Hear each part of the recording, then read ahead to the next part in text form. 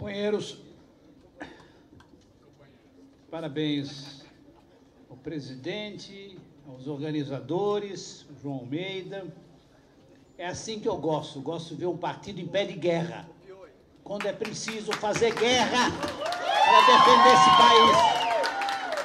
É assim que eu gosto, é assim que eu sempre fui, assim que eu participei dos partidos e assim que continuarei. Eu quero que todos sejam assim também.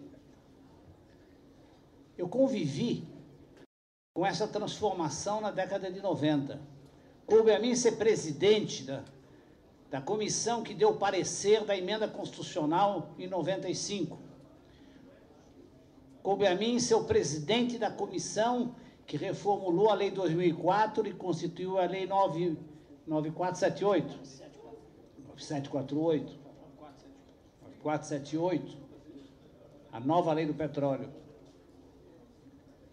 E não foi simples se aprovar a emenda constitucional com 3/5 de votos e depois a lei que reformulou a lei de petróleo. E eu tive essa incumbência, eu que talvez seja um dos mais antigos aqui, mas comecei minha vida política em Palanque na defesa do monopólio estatal de petróleo. E quando eu fiz o encaminhamento aí no plenário, em nome do partido, naquela época eu era PMDB, fiz o encaminhamento naquela época, eu dizia, o petróleo é nosso, como sempre foi, e vai continuar sendo nosso, com a lei e com a mudança que nós estamos fazendo. E é, de fato, o que estava acontecendo. As grandes mudanças, o grande retrocesso está se dando agora. Quando fomos trabalhar a lei e a emenda constitucional, eu me lembro de ter estado, como é que nós fizemos? Era um projeto, uma emenda constitucional, vocês sabem, a tramitação que é muito difícil de uma emenda constitucional, com o PT, com todas as forças reacionárias desse país se contrapondo, forças reacionárias, porque o PT nada mais é do que uma grande força reacionária nesse país. Elas se reagiram a essa transformação e nós tivemos um trabalho imenso. Eu reunia com os estados diversos, bancadas dos estados, com as bancadas dos partidos e frequentemente ia à casa dos parlamentares, dos nossos companheiros, para trabalhar com eles e convencê-los da mudança que tinha que ser feita. Eu me lembro ainda, o Cássio Cunha Lima não está aí.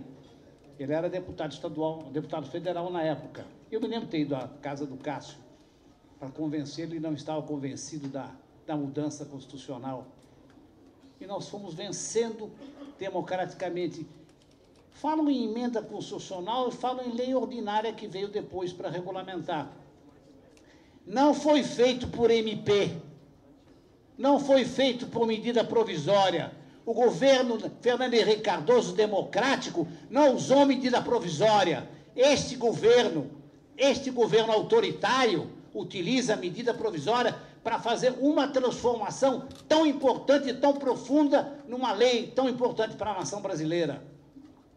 E impõe, como tem imposto, porque não tem maioria na base da conquista ideológica, não tem maioria na base da conquista política, não tem maioria na base do convencimento, não. Tem maioria, nós sabemos como tem. Todos nós sabemos como é que é constituída essa maioria do governo hoje. Então, eu ia falar muita coisa em que o próprio Peloso Lucas já colocou. O aumento que nós tivemos com a lei, nova lei, em termos de área de expansão, em termos de produção, em termos de receitas, inclusive receitas de participações e de royalties, uma imensidade, um crescimento enorme.